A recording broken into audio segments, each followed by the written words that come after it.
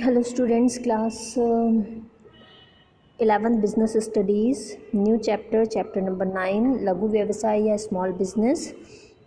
From today we are starting our new chapter. ध्यान दीजिएगा. Okay. In our Indian economy, small business is very important because जो छोटे छोटे businesses हैं, because of that businesses जो backward areas हैं या अनडेवलप्ड या अंडर डेवलप्ड एरियाज़ हैं, हिली एरियाज़ हैं, ऐसे प्लेसेस पर जनरली स्मॉल बिजनेसेस ही इस्टेब्लिश होते हैं. And because of that small businesses वहाँ की जो पब्लिक है उनको एम्प्लॉयमेंट का जनरेशन होता है, डिफरेंट प्रोडक्ट्स अवेलेबल होते हैं और डेफिनेटली उनके डेवलपमेंट में, यानी जो बैकवर्ड एरियाज़ हैं उनके डेवलपमेंट में भी हेल्प मिलता है. तो छोटे छोटे ये जो स्मॉल बिजनेसेस हैं, इनकी इनकम्स, इनकी ग्रोथ, इनका डेवलपमेंट जो है वो भी हमारे नेशन के नेशनल डेवलपमेंट, इकोनॉमिकल डेवलपमेंट में पार्टिसिपेट करते हैं, कंट्रीब्यूट करते हैं. ओके, सो स्टार्ट करते हैं फर्स्ट विथ लघु व्यवसाय का अर्थ एवं प्रकृति, meaning end of small business. तो बेसिकली लघु उद्योग या स्मॉल बिजनेसेस होते क्या हैं? ये मीडियम लेवल के इन्वेस्टमेंट की हेल्प से प्रोडक्शन स्टार्ट करने वाले बिजनेसेस होते हैं. इन यूनिट्स में जो लेबर है यानी मजदूर या श्रमिक जो हैं, श्रम शक्ति की जो मात्रा है वो कम होती है, यानी कम लेबर के थ्रू ये. एंड इनमें गुड्स एंड सर्विसेज का जो प्रोडक्शन है वो बहुत ही कम क्वांटिटी में किया जाता है. ओके, ये जनरली जो लार्ज स्केल के बिजनेसेस होते हैं, कैपिटल के अकॉर्डिंग देख लो आप, एम्प्लॉयमेंट के अकॉर्डिंग देखो, प्रोडक्शन के अकॉर्डिंग देखो या मैनेजमेंट के अकॉर्डिंग देखो, ये लार्ज स्केल इंडस्ट्रीज से अलग होते हैं, डिफरेंट होते हैं. ओके, डिफरेंट कैसे होते हैं? Number of machines used in production, यानी जितनी मशीन्स यूज़ की जाती लार्ज स्केल में, ऑब्वियसली स्मॉल स्केल बिजनेसेस में उतनी यूज़ नहीं की जाती. रेशियो ऑफ लेबर जो है वो भी डिफरेंट होता है. इसके अलावा आसपास का जो मार्केट होता है इनका, वो भी साइज़ ऑफ मार्केट भी स्मॉल रहता है. कैपिटल इन्वेस्टमेंट स्मॉल होता है. लेबर की भी हम जो बात कर रहे हैं, जनरली क्या होता है कि लेबर ये एज लेबर यानी वर्क करवाते हैं, तो डेफिनेटली ये काफ़ी डिफ़र होते हैं फ्रॉम लार्ज स्केल इंडस्ट्रीज़. ठीक है, हमारी कंट्री में और रूरल इंडस्ट्रीज़ हैं वो दोनों प्रकार के, दोनों टाइप के जो इंडस्ट्रीज़ हैं वो उसमें शामिल होते हैं, चाहे वो ट्रेडिशनल हो या मॉडर्न हो. ठीक है, तो ये जो ट्रेडिशनल स्मॉल बिजनेसेस हैं उन्हें हम स्मॉल इंडस्ट्रीज़ में इंक्लूड करते हैं. फॉर एग्ज़ाम्पल, आपने भी नेम्स इनमें से काफ़ी सबके सुने हुए हैं. हथकरघा यानी हैंडीक्राफ्ट, नारियल की जटा से संबंधित निर्माण, यानी जो नारियल देखा होगा आपने, उसके जो रेशेस होते हैं उससे रिलेटेड जो प्रोडक्ट्स होते हैं. देन रेशम के कीड़ों का पालन. ठीक है, सेरिकल्चर, खादी और ग्रामोद्योग, खादी एंड विलेज इंडस्ट्रीज़, ये सब जो हैं मेनली इसमें इंक्लूड होते हैं. ओके, और अगर हम मॉडर्न इंडस्ट्रीज़ का एरिया की बात करें तो इसमें लघु स्तरीय उद्योग यानी स्मॉल, शक्ति चलित करघा यानी पावर लूम्स इसमें इंक्लूड होते हैं. ओके, तो जो हैंडलूम, हैंडीक्राफ्ट आपने भी सुना भी होगा, कई हमारे इवन शहर में भी कई जगह पर हैंडलूम एंड हैंडीक्राफ्ट के जो फेयर्स हैं वो लगते हैं, स्टॉल्स लगते हैं. तो ये सब जो हैं ये स्मॉल इंडस्ट्रीज़ के थ्रू ही होने वाला वर्क है मेनली. ठीक है, तो किसी भी इंडस्ट्री को हम स्मॉल स्केल इंडस्ट्री में कैसे इंक्लूड करेंगे? तो first of all we must pay attention on its size. Size के अकॉर्डिंग हम डिसाइड कर सकते हैं कि कौन सी इंडस्ट्री जो स्मॉल इंडस्ट्री में आती है या स्मॉल बिजनेस में इंक्लूड होती है। हम क्या क्या चीज़ें किन किन क्राइटेरिया से डिसाइड करते हैं, तो उसमें इन्वेस्टेड कैपिटल, इंडस्ट्री में जो वर्किंग लेबर्स हैं वो, मशीन्स, प्रोडक्ट का मतलब टोटल प्रोडक्शन कितना है, प्राइजेस क्या हैं, एंड किस टाइप की एक्टिविटीज़, प्रोडक्शन एक्टिविटीज़ होती हैं, वॉल्यूम ऑफ प्रोडक्शन। तो ये सब चीज़ें जो है इनके थ्रू हम क्लासीफाई करते हैं कि स्मॉल स्केल बिज़नेस है या मीडियम बिज़नेस है या लार्ज स्केल बिज़नेस है। ओके, तो ये हम उस अकॉर्डिंग डिसाइड करते हैं। रिसेंटली हमारी जो गवर्नमेंट है, गवर्नमेंट ऑफ इंडिया, उसने स्मॉल स्केल इंडस्ट्रीज़ को इन्वेस्टमेंट प्लांट एंड मशीनरी पे जो इन्वेस्टमेंट किया है उसके बेसिस पे डिफ़ाइन किया हुआ है। Okay, small scale industries can be classified on the basis of investment in 3 different categories. हम इन्वेस्टमेंट के अकॉर्डिंग 3 डिफरेंट कैटेगरीज में इन्हें डिवाइड कर सकते हैं। एक तो सूक्ष्म या अति लघु उपक्रम, दूसरा लघु उपक्रम, और तीसरा मध्यम उपक्रम या सहायक औद्योगिक उपक्रम, यानी micro enterprises, small enterprises and medium enterprises. Okay, हमारी कंट्री में एक एक्ट है, micro small and medium enterprises development act 2006, जिसे MSMED एक्ट 2006 बोला जाता है। अकॉर्डिंग 2 कैटेगरीज में डिवाइड करके डिफाइन किया हुआ है। फर्स्ट वन इज़ निर्माण क्षेत्र एंड सेकंड वन इज़ सेवा। तो निर्माण क्षेत्र के अकॉर्डिंग यानी मैन्युफैक्चरिंग सेक्टर के अकॉर्डिंग क्या डेफिनेशन है वो देख लेते हैं हम। जो मैन्युफैक्चरिंग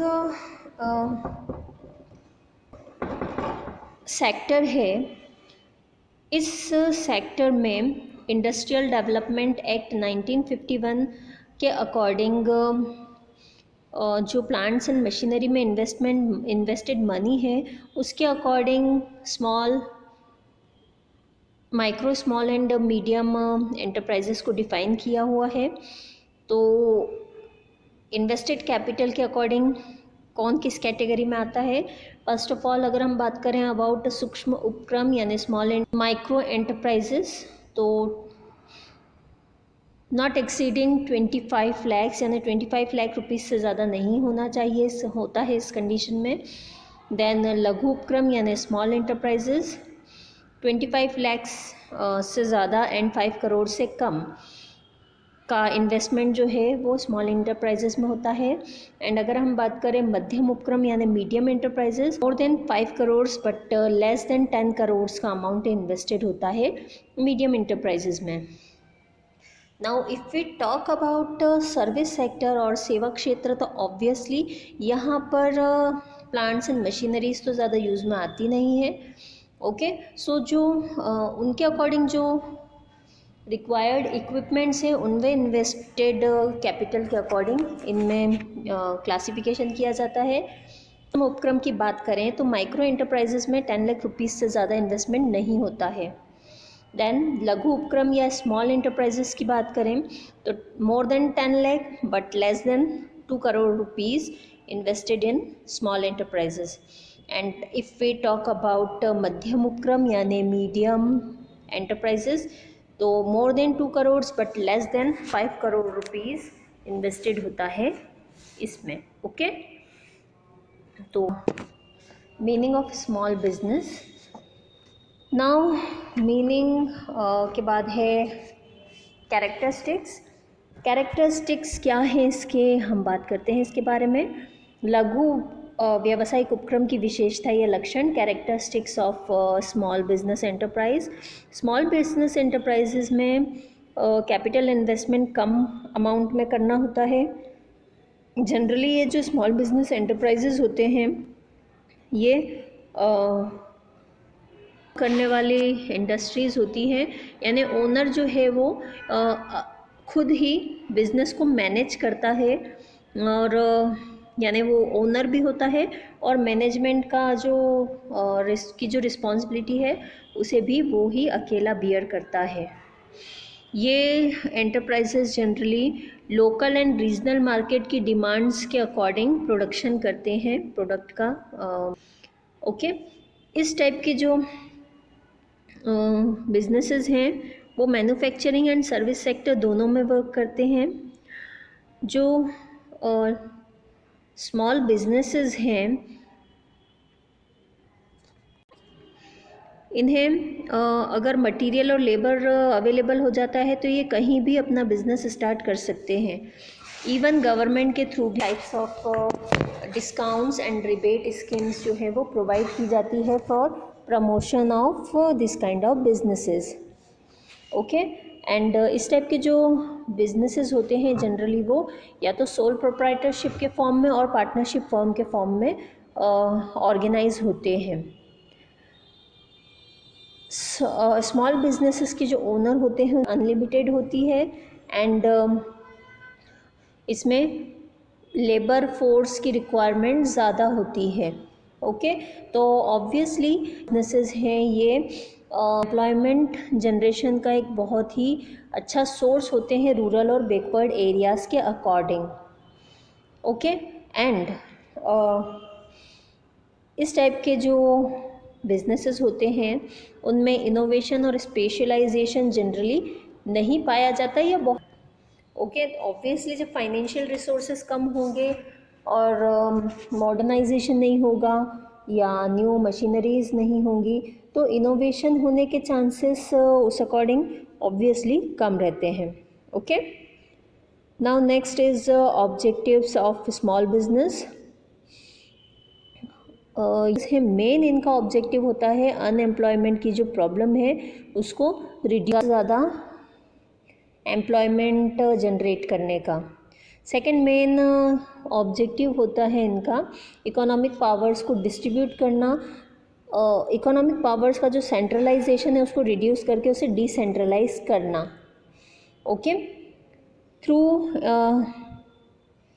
दिस यानी थ्रू स्मॉल बिजनेसेस इंडस्ट्रियलाइजेशन होना पॉसिबल है।